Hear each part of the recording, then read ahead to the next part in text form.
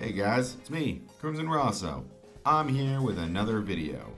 This time, however, I'm not talking about something like Kingdom Hearts or Final Fantasy. I got something else to bring up. So with it being wintertime and being someone who not only buys Christmas gifts for their friends and family, but also having to pay for my own apartment, I've been trying to save as much money as possible this winter season. So I dedicated some time to tackling some of the games on my backlog, and one of the games I recently beat was Live Alive, a remake of an SNES title that, while I've heard many praises of it since its release, one even coming from my good friend Matt Kaiser, go check out his video, I'll leave the link in the description below, I had never really found the time to play it for myself until now, and after finally playing and beating it, I can definitely see why it's got so much praise. What exactly was so good about it though? What was bad about it? Well, that's what we're here to talk about. So strap in, pick a time period of your choice, power up those poop throws, and get ready to watch my review of Live Alive. What was that? It was actually Live Alive this whole time? Ah boy. Well, can't change the past. Let's get into it. So to start off my list of pros, I need to take some time to gush about just how damn pretty this game is, brah. Live Alive looks absolutely stunning beyond comparison. I've always been a massive slut for 2D HD graphics ever since I first laid eyes on the concept, and Live Alive is another fantastic example of why the style is just so damn good. Stunning looking buildings and character models, immaculate looking sprite animations, and some very visually pleasing menus and UI. The game is an absolute treat to look at, and you can really tell that the devs behind this remake wanted to go as above and beyond as humanly possible for anyone who wanted to give it a shot.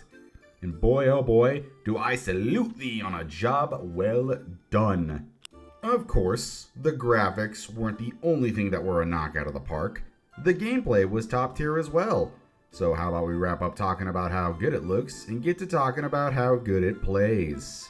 So Live Alive is a grid-based RPG where you control up to 4 party members to complete a chosen character story and continue on to the next.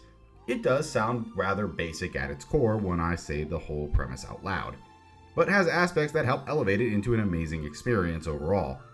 The first being how uniquely each character plays based on their time period.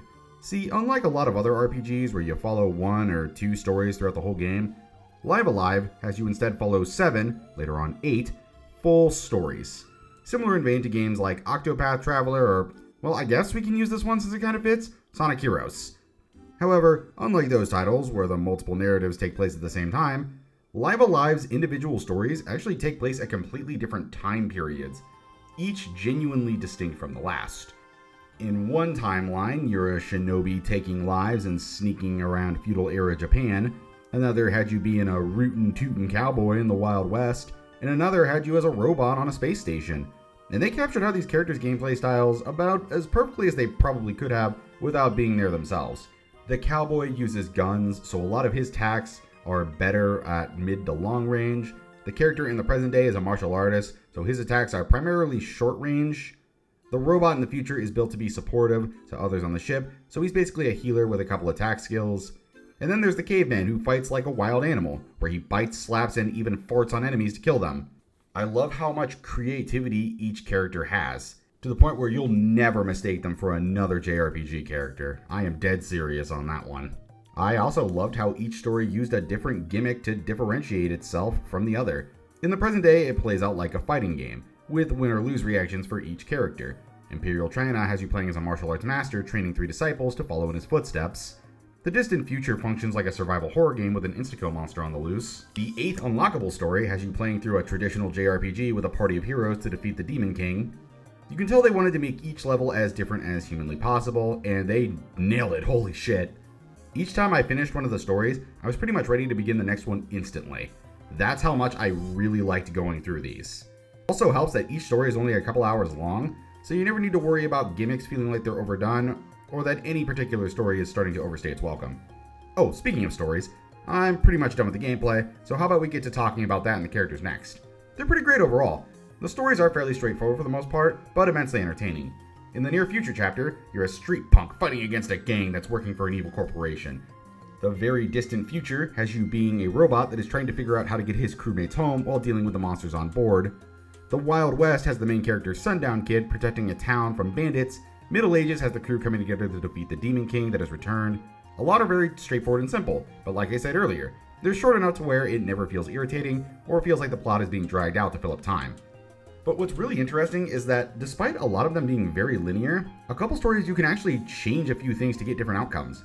In the Edo period of Japan, if you don't kill a single person and relied solely on stealth, you'll get completely different cutscene endings and even a weapon to use in the final chapter. During the Imperial China storyline, you have 3 disciples, but depending on which one you focus on the most, that one will become your successor and is the character you use in the final chapter, instead of the master himself. During the Wild West storyline, depending on what townspeople you talk to, they will help you set up traps faster, which can allow you to knock out more enemies so that you have to face less opponents at the end of the chapter. I adore stuff like this, as it adds a satisfying sense of player choice to the game, and it's used so well to the point where it never feels like it's forced or some lame contrivance. God, this game is just so good at what it does. I just want to play it again now that I'm talking about it, man. But what about characters? They're fine. I don't really think any of them are bad, but I don't really think any are amazing. This was definitely a gameplay first kind of title. My favorite character is probably Orsted, the dude you play as in the 8th story, just because of how he starts off with this generic silent protagonist and has like the most depressing ending I've seen in a while for a story. It's just great stuff all around. Oh yeah, of course, we can't talk about amazing aspects of this game without bringing up how awesome the music is. Composed by the absolute fucking legend herself, Yoko Shimomura, she has her masterclass skills to the soundtrack to make it genuinely shine and proves once again why she's one of the best in the damn business. With her best work easily being the boss theme, I love how insanely high energy the whole thing is. Really sells the fact that this is going to be a crazy all-out battle. With all that stated, those are all of my pros. It was a damn good time all throughout. So now it's time we moved on to the cons. So we've gushed for quite a bit about how good this game was. So now let's get into its problems. Though if I'm being completely honest here, I didn't have a whole lot of them. This whole game is executed just so perfectly, I really didn't have any problems with the title itself. By the time I had beat the game, I really only had some nitpicks with it. And they were all part of the final chapter, if you could believe that. So while I could just skip this and go straight to my final thoughts, I did want to talk about my few minor issues.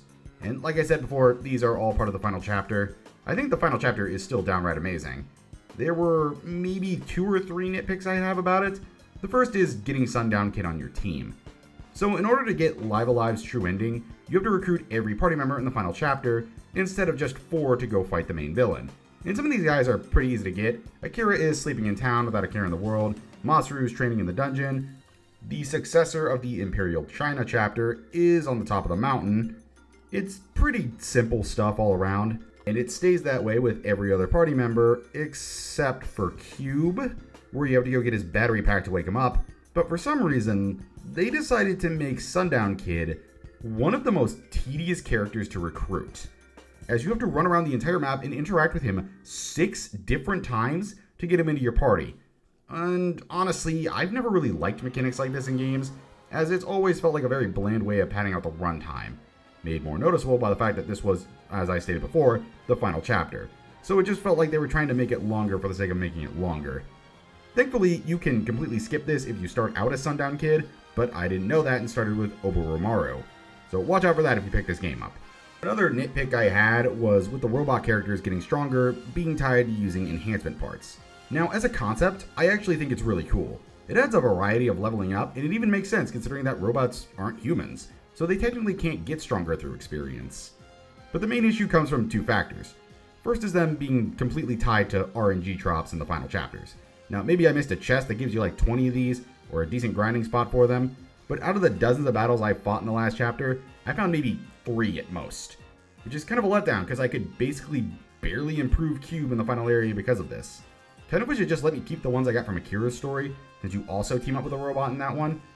And when I finished his narrative, I had like 5 or 6 enhancements left by the end. Though, if I'm being fair, I doubt they would have made much of a difference considering they would only boost health accuracy or evasion for some reason. Like, I get the concept is like Cube is not meant to be much of a fighter, and these enhancements could inherently make your characters way too strong. But this is the only way to permanently boost his stats, and all he gets is speed and health boosts. The absolute disrespect to my boy, man. Thankfully, he's still a good party member even without the boost, so it's kind of fine, I guess. Plus, He's the goodest boy in the whole world, so take that. He negates all the criticism. That said, those are pretty much all of my complaints with the game. What, surprised it was so short? I did say these were nitpicks after all, so let's move on to my final thoughts. Now that we're at the end here, I gotta say, it's crazy to think that when I picked up Live Alive, I had expected to just knock it off my backlog and be done with it. Only to walk away from the experience genuinely blown away by its immaculate level of quality. This has been one of the best experiences I've had with a video game in a good long while. And truthfully, if I had played this in the year it was released, I actually think it may have beaten Xenoblade 3 for my spot of Game of the Year. That's why I have absolutely no problem saying that my final rating for this game is one of the few times on this channel I've ever given a game a 10 out of 10. And with that, the video was done. Thank you all so much for watching. If you enjoyed what you saw here, do me a favor and like and sub down below for more gaming content. Hit the bell for notifications when my videos go up, and leave me a comment to help me in the algorithm, or if you want to chat about the game or just in general. That's all, folks. Have a lovely day, and I'll see you around for more RPG content.